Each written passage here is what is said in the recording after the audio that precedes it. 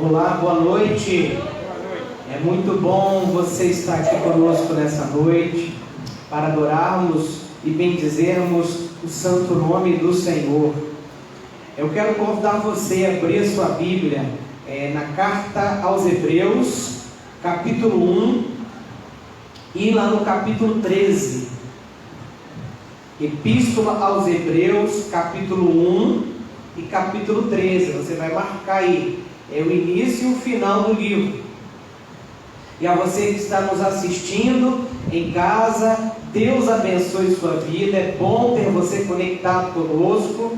Abra aí a sua Bíblia, a fim de que juntos possamos sermos expostos a mais uma porção da palavra do Senhor. Hebreus capítulo 1, de 1 a 4, diz assim: havendo Deus outrora falado muitas vezes e de muitas maneiras aos pais pelos profetas, nestes últimos dias nos falou pelo Filho, a quem constituiu o herdeiro de todas as coisas, pelo qual também fez o universo.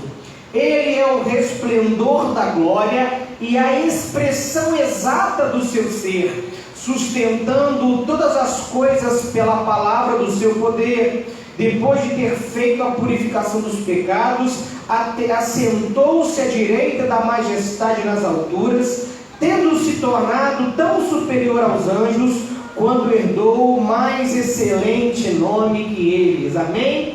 Esse é o Deus que nós servimos, o Senhor Jesus Cristo. A Bíblia diz que Deus nos fala ultimamente por Ele. Por quê? Porque Ele é a exata expressão do ser de Deus.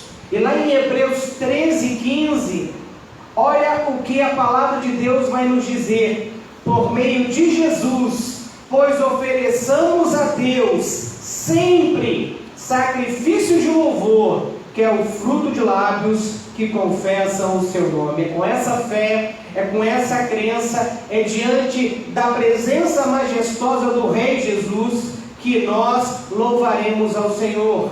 Mas antes nós vamos orar. Eu quero convidar você que feche seus olhos a orar ao Senhor juntamente comigo. Pai maravilhoso, te agradecemos pelo teu Filho amado, Senhor Jesus, porque Ele é o nosso Salvador, porque Ele veio a este mundo, cumpriu a tua palavra e trouxe de maneira definitiva redenção para os nossos pecados, trouxe salvação para as nossas almas.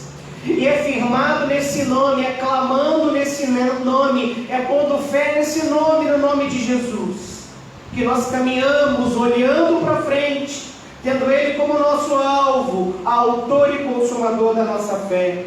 E caminhamos neste mundo, ó Deus, com o intuito de encontrarmos contigo, de agradarmos o Senhor através da obra salvadora de Jesus nas nossas vidas. Recebe esse culto, Senhor, e nós te agradecemos e te louvamos pelo privilégio de estarmos na tua presença. Louvado seja entre nós, Senhor, o teu nome e a tua presença, desde agora e para sempre, no nome de Jesus. Amém, amém. E amém. Louvemos a esse Deus maravilhoso.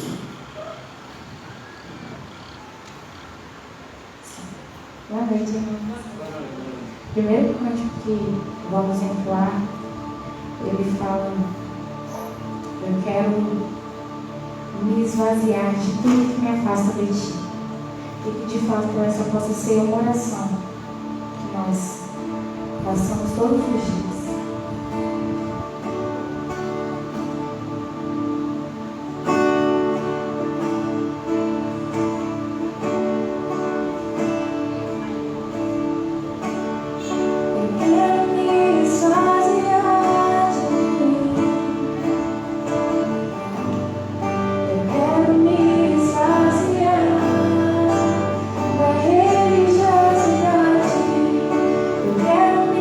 Fazia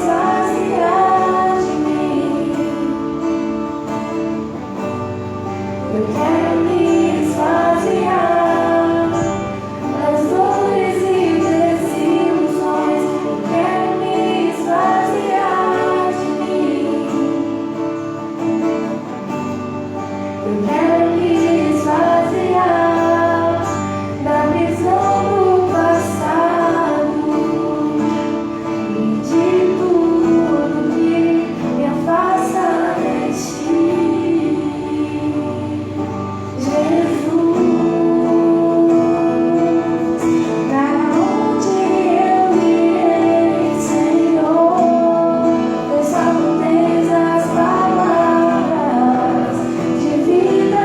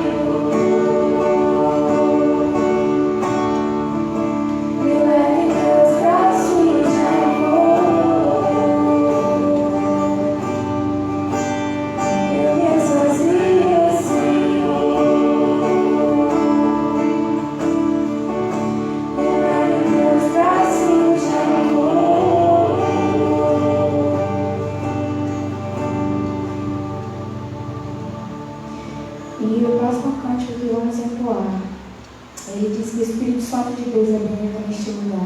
E que isso de fato possa estar acontecendo, que Ele possa estar sendo bem-vindo, não só aqui, entre nós, mas nas nossas vidas, nas nossas casas, onde estivermos.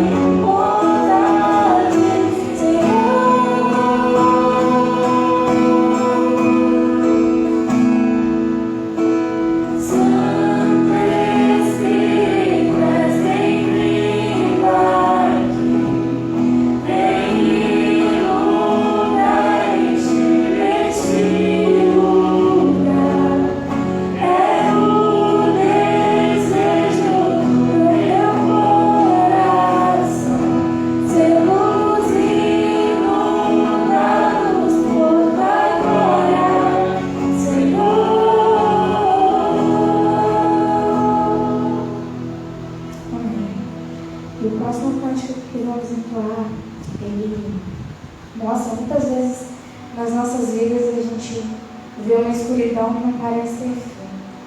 E aí a gente olha para o alto e Deus está ali de mãos estendidas para nós. E o nome dele a gente clama e ele nunca deixa a gente sem resposta.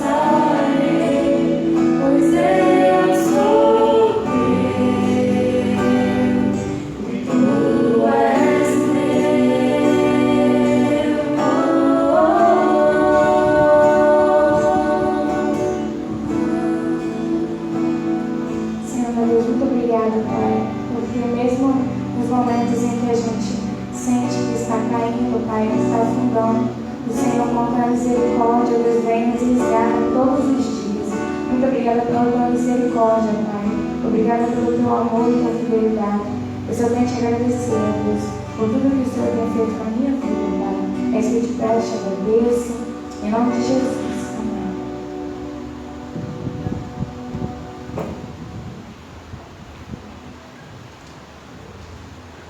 Amém? Nós faremos o ofertório no final do culto, tá bom? Na última canção, a gente faz o ofertório. E eu quero desde já agradecer a sua presença aqui entre nós. Que Deus abençoe você. Fico feliz de ver a cada domingo, né, os nossos membros voltando, né, à regularidade dos nossos cultos presenciais. Muito feliz, né? Deus abençoe vocês. Estou muito feliz mesmo de a cada domingo rever, né, um rostinho novo, né, um velho rostinho novo, né, que são pessoas que já fazem parte da igreja há um bom tempo, mas que a gente acabou deixando de se ver, de se encontrar por conta do isolamento social, por conta da pandemia. Mas graças a Deus, Deus tem dado fé a você para estar aqui a cada domingo e buscar a presença do Senhor juntamente com sua igreja. Eu quero convidar você a abrir a sua Bíblia, no livro de Atos capítulo 12, Atos capítulo 4, do verso 1 ao verso 12, Atos capítulo 4, do verso 1 ao verso 12.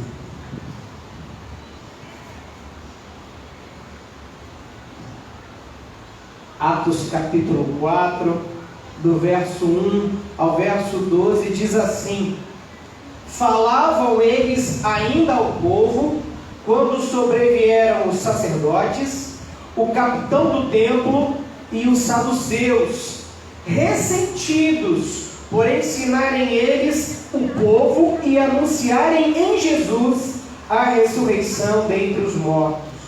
E os prenderam, recolhendo-os ao cárcere até o dia seguinte, pois já era tarde. Muitos, porém, dos que ouviram a palavra a aceitaram, subindo o número de homens a quase 5.000. No dia seguinte, reuniram-se em Jerusalém as autoridades, os anciãos e os escribas, com o sumo sacerdote Anás, Caifás, João, Alexandre e todos os que eram da linhagem do sumo sacerdote. E pondo-os perante eles, os arguíram: com que poder ou em nome de quem fizestes isto? Então Pedro, cheio do Espírito Santo, lhes disse: autoridades do povo e anciãos, visto que hoje somos interrogados a propósito do benefício feito a um homem enfermo e do modo por que foi curado, tomai conhecimento vós todos e todo o povo de Israel, de que em nome de Jesus Cristo Nazareno, a quem vós crucificastes e a quem Deus ressuscitou dentre os mortos, sim, em seu nome é que este está curado perante vós. Este Jesus é pedra rejeitada por vós, os construtores, a qual se tornou a pedra angular.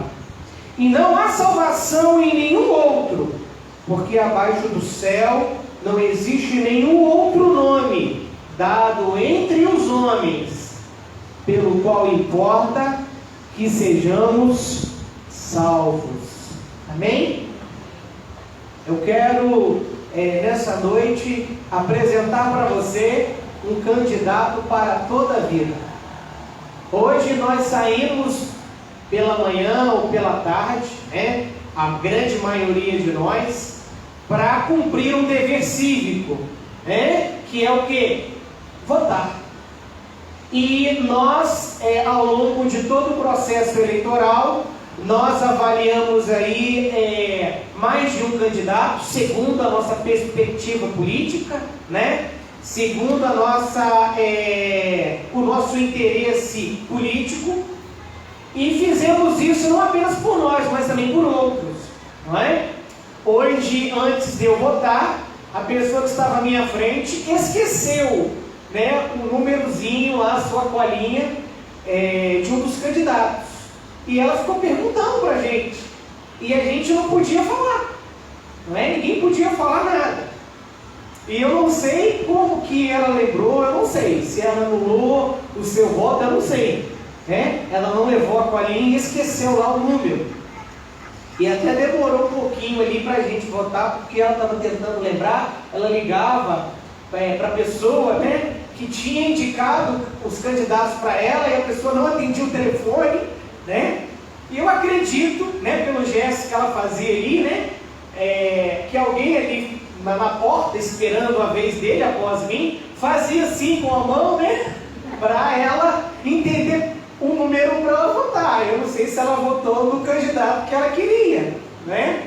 Mas alguém ajudou ela a encontrar um candidato para ela, não é? E nós sabemos que quem for eleito pelo nosso voto hoje estará minimamente mais 4 anos no poder, dentro do âmbito municipal. Então nós fizemos isso hoje para que as decisões políticas em nossa cidade fossem decididas, sacramentadas pelos próximos 4 anos. É uma decisão realmente que repercute de maneira muito positiva ou negativa, de acordo com quem for eleito aí, ok? Mas nem, nós não temos a certeza se os nossos candidatos a prefeito e a vereador serão eleitos. Temos certeza? Não. Mas o candidato que eu quero apresentar para você hoje, ele já foi eleito. Ele já está sentado no trono. E o trono é dele. É exclusivamente dele. O governo que ele exerce é para todos sempre. Ele não precisou que um ser humano o escolhesse. E é até um equívoco nós falarmos que o escolhemos como um candidato. Porque diz a palavra de Deus que ele é tão soberano, tão poderoso, que é ele quem nos escolhe. Foi ele que tomou a iniciativa de vir até nós. E ele não aparece de 4 em 4 anos. Ele não aparece nas nossas vidas intermitentemente. Ele está sempre ali. A Bíblia diz que ele está tão perto todos os dias, que se nós pudéssemos percebê-lo de maneira física, bastaríamos estender as nossas mãos. Ele está sempre perto de nós. E a promessa que ele fez na sua campanha, que durou aí 3 anos e meio, vamos dizer assim, vamos usar esse linguajar. Antes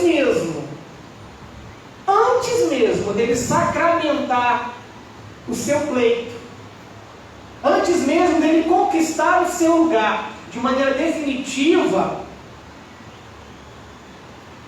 a Bíblia diz que antes da fundação do mundo, antes do início dos tempos, ele já era, ele já existia, ele já reinava, e o seu plano já estava em execução, e as suas promessas sempre se cumpriram. Quem é esse candidato? Só tem uma pessoa na história humana que compreende esses requisitos. E você já sabe quem é.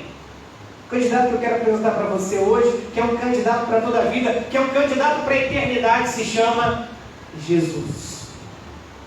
E olha, só existem 2 tipos de eleitores diante desse candidato.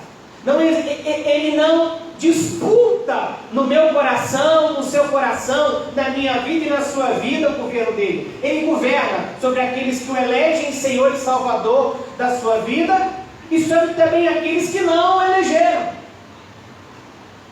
O seu domínio está estabelecido sobre todas as vidas humanas, tanto aquelas que o seguem e estarão com ele para todo sempre no seu reino, de maneira definitiva, mas que já aqui neste plano de vida usufruem e compartilham o seu reino e do seu governo, quanto aqueles que estarão por toda a eternidade num reino chamado morte eterna.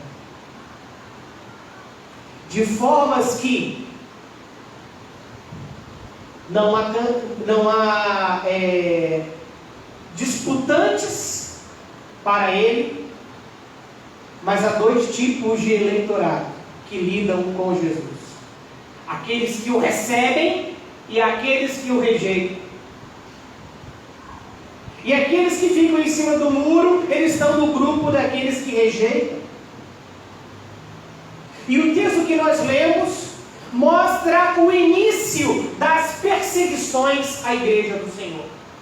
Até o capítulo 3 de Atos, mais ou menos se passaram talvez aí 6 anos, minimamente, da morte e ressurreição de Jesus.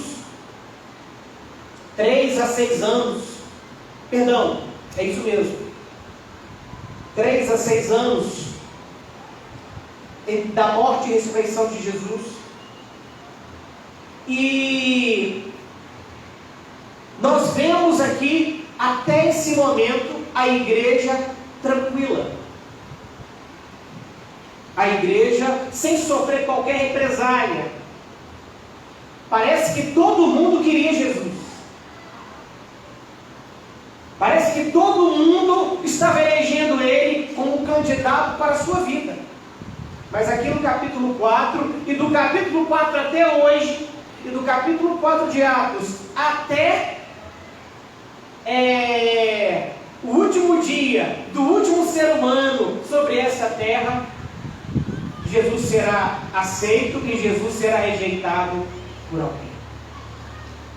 A questão é: qual grupo nós pertencemos? Qual grupo você pertence? E algumas características desses dois grupos estabelecidas, exposta aqui no texto, na história que nós lemos. A igreja aqui, a partir do capítulo 4 de Atos, começa a experimentar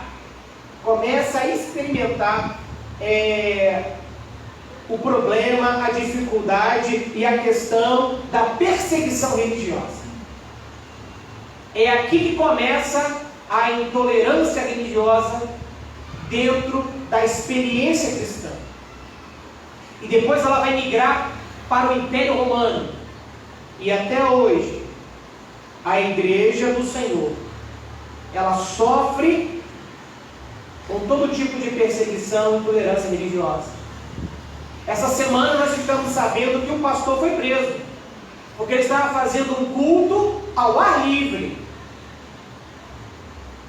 E como aquele culto de alguma forma estava incomodando uma pessoa da vizinhança, e foi pedido para que o som fosse baixado, e o som não era um PA, não era uma estrutura de som, era uma caixinha dessas aí, daquelas caixinhas que a gente levava ali para cima do projeto. Lembra daquela caixinha que a gente carregava nas costas, qualquer menino carregava nas costas? Lembra? Então uma caixinha daquela. Mas mesmo assim, aqueles irmãos ali diminuíram o som. A pessoa, ainda se sentindo incomodada, fez o quê? Mandou que prendesse o pastor. Sabe por quê que mandou? Porque ela era a juíza daquela região. E o pastor foi preso. Porque estava pregando o Evangelho de acordo com todo o direito e liberdade que a nossa Constituição nos garante. O direito à liberdade religiosa, a livre expressão de pensamento. Mas os verdadeiros cristãos, a verdadeira igreja, continua sendo perseguida. Nesses episódios, nas redes sociais, páginas cristãs são perseguidas, são bloqueadas. Por quê? Porque é um grupo, há um eleitorado dentro da realidade espiritual do mundo que já rejeitou Jesus e que não quer nada com Jesus, que vive rejeitando Jesus. E chegou o momento da igreja experimentar isso. E quais são as características desse grupo? Desse grupo que rejeita Cristo? Desse grupo que pode estar até dentro da igreja, pode até ter uma vida religiosa, pode até cumprir uma prática religiosa, seu coração já renunciou e já rejeitou Jesus. A primeira característica é que eles não respeitam a igreja do Senhor. Eles desrespeitam, eles a ignoram, eles a perseguem. O texto diz que, no versículo 1, falavam eles ainda ao povo quando sobrevieram os sacerdotes, o capitão do templo e os saduceus. Para a gente entender o cenário político dos primeiros cristãos, a gente precisa entender o cenário político do mundo antigo. Então, o cenário político do mundo antigo era o seguinte: o Império Romano governava o mundo todo. O mundo todo. E, especificamente na história dos judeus e dos primeiros cristãos, eles viviam uma pseudo-monarquia, porque eles tinham um rei que se chamava Herodes. Herodes era o rei dos judeus. Mas ele era só uma figura, ele não era um rei que exercia o reinado, uma monarquia plena. Era uma falsa monarquia, porque ele estava ali apenas para garantir o controle demográfico do povo para Roma. Ele tinha mais compromisso com Roma do que com os judeus. Só que debaixo dessa autoridade, digamos, monárquica, dentro da estrutura judaica, nós tínhamos o Sinédrio, que de fato era a organização política, civil e religiosa dos judeus. O Herodes pouco sabia do que estava acontecendo com o povo judeu. Ele não queria nem saber. Ele queria que o sumo sacerdote, com toda a sua equipe, que formava o Sinédrio, desse conta do povo. E o que era dar conta do povo? Não haver motins, não permitir que houvesse desordem. E isso acontecendo, Roma ficava satisfeita e Herodes ficava satisfeito. De maneiras que a perspectiva prática da vida social, religiosa, política dos judeus se desenvolviam a partir do governo do Sinédrio. E olha só que interessante. O texto diz que enquanto Pedro e João pregavam no templo, eles pregavam no pátio do templo, e isso era permitido, porque até um gentio podia entrar no pátio do templo. Era a zona do templo de Salomão, do templo de Jerusalém, que era pública. Qualquer pessoa poderia ir para lá, principalmente um homem judeu. Muito mais um homem judeu. Um homem judeu podia entrar uma vez por ano no lugar santo, que antecedia o Santo dos Santos. As mulheres não podiam entrar no lugar santo, na nave do templo, digamos assim. Só apenas homens judeus. Havia nas paredes do templo avisos em todas as línguas, dizendo que aquele limite ali era para os gentios e para as mulheres. E que se qualquer uma dessas pessoas ultrapassasse os limites, eles estariam em perigo de morte, serem condenados à morte. Então, o que Pedro e João estão fazendo não é nada ilícito. É lícito. Mas a figura política, a figura de autoridade, a polícia da cidade de Jerusalém, o chefe do templo. Sabe quem é que tinha mais autoridade que o chefe do templo? Só o sumo sacerdote. Só ao sumo sacerdote que ele respondia. Ele tinha autoridade mais que os sacerdotes. Ele tinha mais autoridade que os escribas. Ele tinha mais autoridade que os fariseus no templo. Então a gente percebe que a comitiva que se levanta contra dois pescadores é discrepante.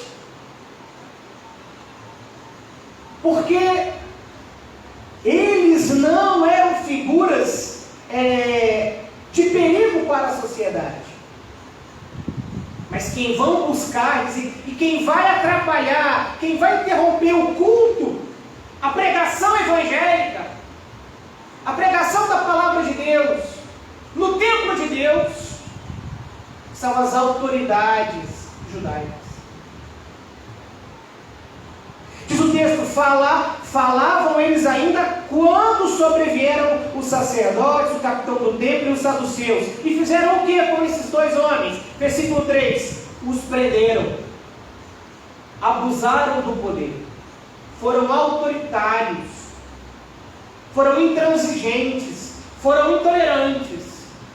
E nós vivemos um tempo que o discurso marxista está tão infiltrado dentro da igreja, que até muitos crentes concordam que o discurso da igreja é um discurso de ódio, simplesmente porque a igreja fala a verdade.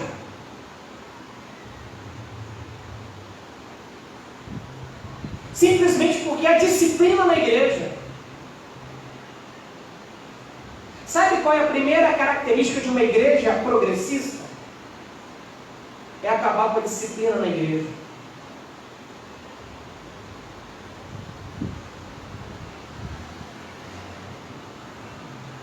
É calar a verdade. É aceitar o discurso pós-moderno de que não existe verdade absoluta. Mas existe. Então, aqueles que perseguem a igreja do Senhor, aqueles que perseguem o Evangelho, são aqueles que já rejeitaram Jesus. E eles são intolerantes, porque eles entram no espaço público, e muitas vezes no espaço privado. Foi o que aconteceu em muitas cidades no Brasil, mais de 300 cidades do Brasil. Os templos ficaram fechados por mais de 4 meses. Porque a autoridade local não reconhecia o culto, a liberdade religiosa, como também um serviço essencial à humanidade. E o governo federal estabeleceu lá uma norma que foi acatada a partir de agosto pela maioria dos estados brasileiros, de que o culto religioso tem que ser visto e reconhecido também como o quê? Como um serviço fundamental. Mas sabe o que eu vi essa semana no Estado brasileiro? Um órgão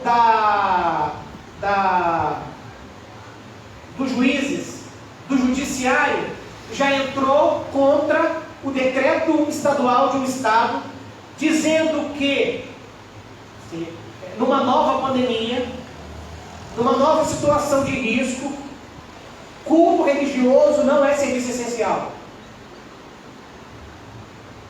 E o que nós estamos ouvindo aí? Está chegando mais a segunda onda do Covid. E uns dizem que vai ser pior do que 2021, vai ser pior do que foi 2020. Olha só. Então aqueles que perseguem o Evangelho, perseguem a palavra de Deus, já rejeitaram Jesus. Que desrespeitam o Evangelho, já rejeitaram Jesus. A segunda característica desse tipo de gente é qual? Mesmo estando dentro da igreja. Por quê? Porque o sinédrio era para ser o centro da fé. Os homens mais espirituais, os homens mais santos, os que amassem mais a Deus, os que tivessem o prazer maior de cumprir a palavra de Deus, não apenas de conhecê-la, mas de cumpri-la, de praticá-la e de compartilhá-la, devia ser no sinédrio. Mas é justamente aqui na cúpula religiosa da fé judaica que a gente encontra os maiores resistentes a Cristo. O sinédrio era formado em sua maioria pelos saduceus. E quando a gente lê o Evangelho de João, e quando a gente lê aqui em Atos capítulo 2, no primeiro discurso de Pedro, Atos capítulo 3, agora Atos capítulo 4, Pedro fala o quê? Que foram eles que o quê? Que crucificaram Jesus. O plano para matar Jesus foi bolado no contexto dos saduceus. Foram os saduceus que planejaram a prisão e a execução de Jesus. Todos os detalhes. Basta você ler os evangelhos. E é o que Pedro vai dizer aqui no livro de Atos. E o sinédrio era formado, em sua maioria, pelos saduceus. Eles eram os que ditavam as normas civis, políticas. Eram eles. E são eles, segundo o versículo 2, que se ressentem com o Evangelho. Olha o que diz o versículo 2: ressentidos por ensinarem eles o povo e anunciarem Jesus e a ressurreição dos mortos. Quem estavam ressentidos? Os saduceus, o capitão do templo e os sacerdotes. A expressão aqui, na estrutura grega, ela tem um sinal de intensidade. A palavra usada aqui para ressentimento, para eles estarem ressentidos, ela está com um acento que indica que esse sentimento está intensificado. Ele é muito maior do que o normal. E com que eles estão ressentidos? O que está ferindo eles? O que está incomodando eles? A pregação do Evangelho. Que pregação? Que Jesus ressuscitou. Olha aqui. Ressentidos por ensinarem eles, o povo, e anunciarem em Jesus a ressurreição dentre os mortos. E qual é a base da fé do cristão? A Bíblia vai dizer, se Cristo não ressuscitou, é o que é vã? Nossa fé. Se Cristo não ressuscitou, a fé cristã ela é vã. Ela não tem valor. Ela não tem importância, ela não é verdadeira. Ela é uma mentira. Mas Cristo ressuscitou. E com Ele ressuscitarão todos os que de verdade nele crerem, o seguirem e o elegerem como o candidato de sua vida. Aqueles que são feridos pela palavra, mas não são transformados pela palavra, fazem parte desse grupo que já rejeitaram a Jesus, se ressentem com a verdade da palavra. Porque quando estamos diante da palavra, a palavra de Deus tem que nos incomodar. Quanto mais santos nós nos tornamos, ou podemos nos tornar, mais conscientes da nossa condição de pecado nós temos que ser. Sabe por quê? Porque a palavra, ela ilumina o nosso coração, ela ilumina a nossa vida, ela esclarece quem nós temos sido, e ela apresenta Deus na sua mais pureza. E eu olho para mim, um pecador, e olho para um Deus santo, e quanto mais eu me aproximo desse Deus, por essa palavra, mais eu sou ferido no meu orgulho, na minha autossuficiência. Mas esse golpe me transforma, esse golpe me molda, esse golpe me marca, esse golpe me define, me aprimora, me poda e me ajusta a Deus. Mas aqueles que rejeitam a Cristo sentem-se feridos, golpeados pela palavra, mas não podem ser transformados porque já rejeitaram. É loucura, é ignorância, é uma ideia ultrapassada. Eles se ressentiram, eles tiveram um sentimento negativo, de incômodo, além do normal, só porque eles ouviram a palavra, só porque eles ouviram o Evangelho. E é por isso que eles têm que interromper, é por isso que eles têm que coibir, é por isso que eles têm que denegrir, macular. Alguns domingos atrás, eu preguei aqui uma mensagem sobre a pureza, a veracidade, a perfeição da palavra de Deus. E nós temos hoje pastores e igrejas que querem diluí-la, que querem reinterpretá-la, que querem reescrevê-la, para que o pecado na vida das pessoas, seja de qualquer natureza, de qualquer forma, não seja atenuado.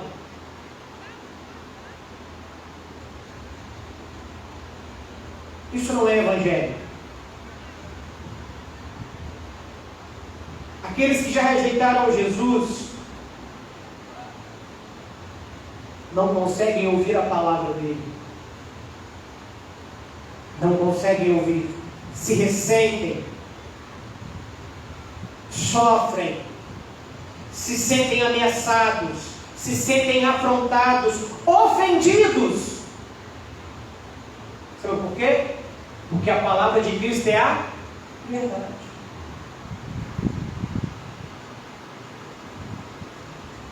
E para você saber que é a verdade, vamos reler o verso 12. E não há salvação em nenhum outro, porque abaixo do céu não existe nenhum outro nome dado entre os homens, pelo qual importa que sejamos salvos.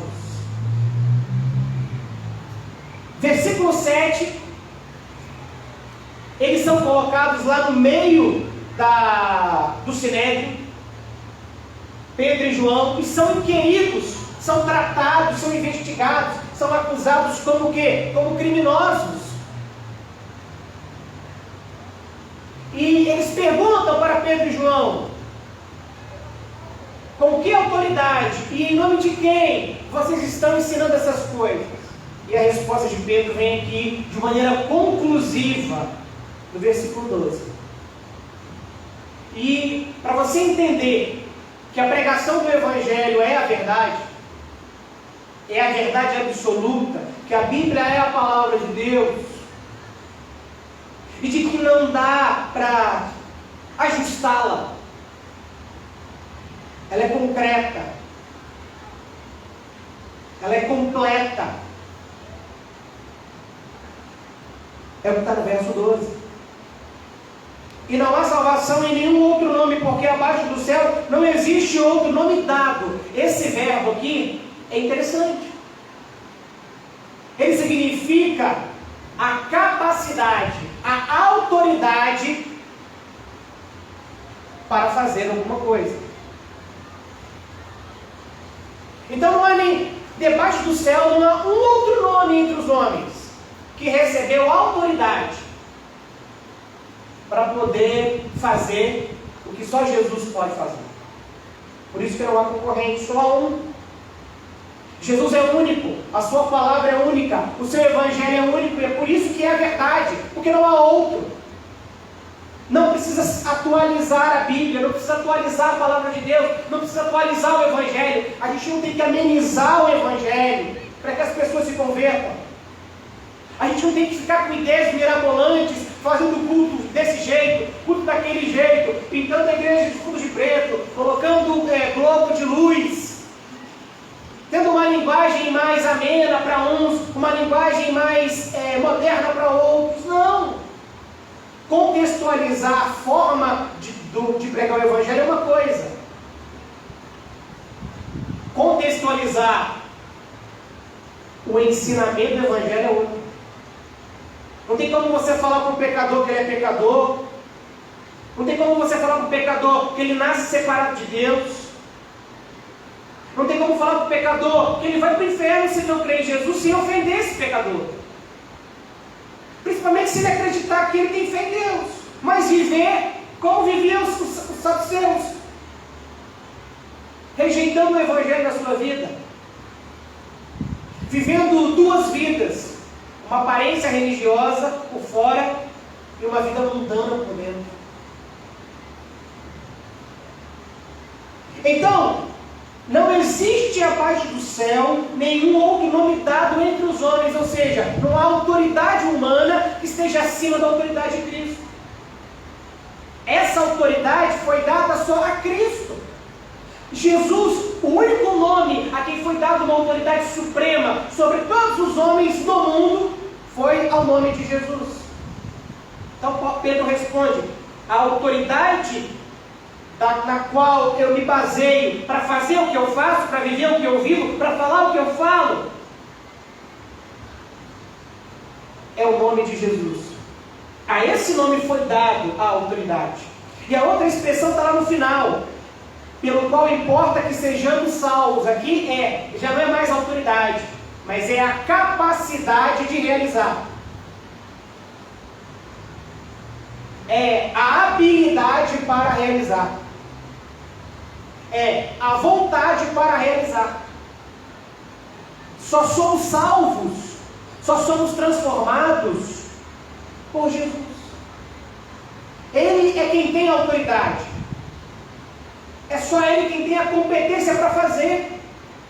Só Ele faz a salvação da nossa alma, a definição da nossa vida na eternidade. Só Cristo pode defini-la. Nós não podemos. Nós só recebemos por meio dEle, por meio da sua graça, mediante a nossa fé nele. Então o que Pedro está dizendo aqui? Só existe uma autoridade suprema. E só existe um nome supremo para realizar todas as coisas nesse mundo. E é Jesus. É o nome de Jesus. Não é Anás, que era o sumo sacerdote, não era Caifás, que era o seu sogro e havia sido o último sumo sacerdote, não era o capitão do templo, não eram os saduceus, não eram os escribas, não era a formação do sinédrio, a autoridade máxima sobre a vida de um homem na terra. Não é o presidente dos Estados Unidos, não será o próximo prefeito, os próximos vereadores. Eles têm uma limitada autoridade e uma limitada influência sobre a minha e a sua vida. E que se nós formos inteligentes e atentos, daqui 4 anos não tem mais.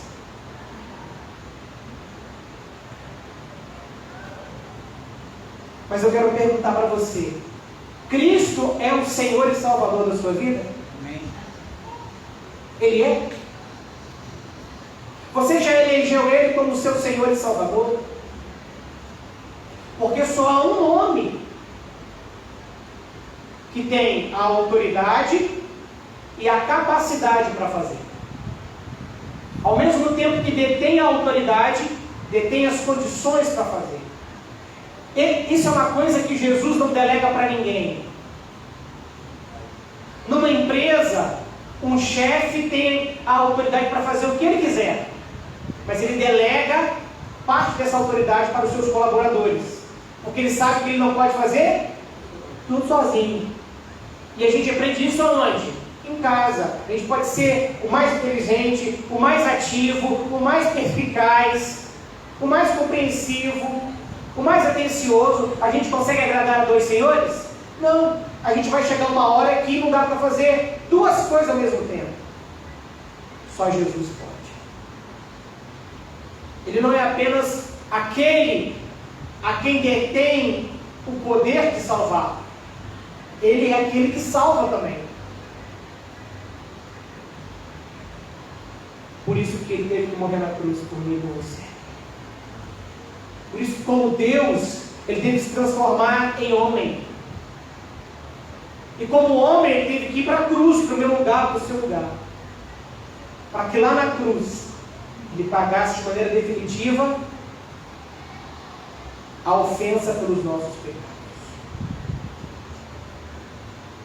E se tem algo que fere de uma maneira mais direta e objetiva a autonomia humana, é o fato de você dizer para alguém: você não pode se salvar sozinho. Você precisa de Jesus. Sabe o que mais fere uma auto-piedade? É você ter cometido o pior dos pecados e alguém dizer: há perdão para esse pecado. São 2 extremos da nossa autossuficiência: o orgulho de achar que não precisamos de Cristo porque nós somos autossuficientes, ou a culpa de que somos tão pecadores, de que não há graça, de que não há misericórdia que possa nos perdoar. O nome disso tudo é uma coisa só: pecado, autossuficiência humana. E o Evangelho de Cristo é uma bofetada na cara de quem pensa assim. de quem acha que é mais pecador do que Cristo é Salvador, e de quem acha que é mais justo do que Jesus. E geralmente essas pessoas, elas perseguem a palavra de Deus, elas desrespeitam a palavra de Deus, elas se ofendem com o Evangelho de Cristo. Mas só há uma verdade, só há um Evangelho, só há um nome pelo qual todos os homens precisam ser salvos, é o nome de Jesus.